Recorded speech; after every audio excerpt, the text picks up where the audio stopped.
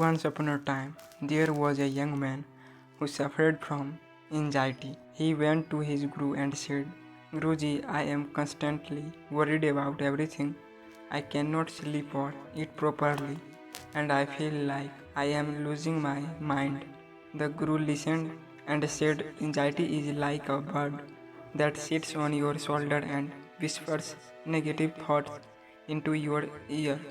The more you listen to it, the louder it becomes, but you can learn to ignore it and focus on the present moment. The Guru then gave the young man a task.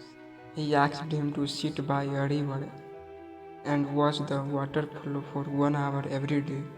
The young man did as he was told, and at first he found it difficult to focus on the water. His mind kept wandering to his worries and fear, but gradually he thought and learned that simply observe the water. One day the young man noticed a bird perched on a branch by the river.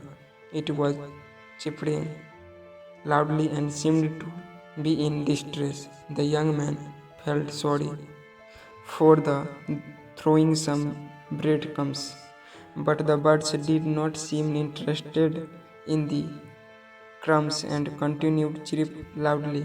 The young man went to his guru and told him about the birds. The young smiled and said that the birds is like your anxiety. It will always be there, chirping away in the background.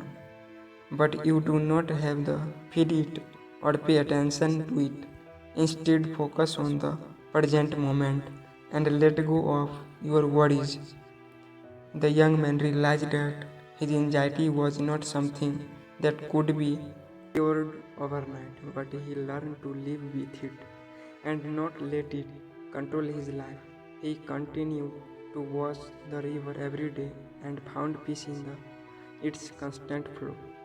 Friend, if we see in our life, anxiety is a common problem that affects many people, but we can learn to manage it by focusing on the present moment and not letting our worries consume us.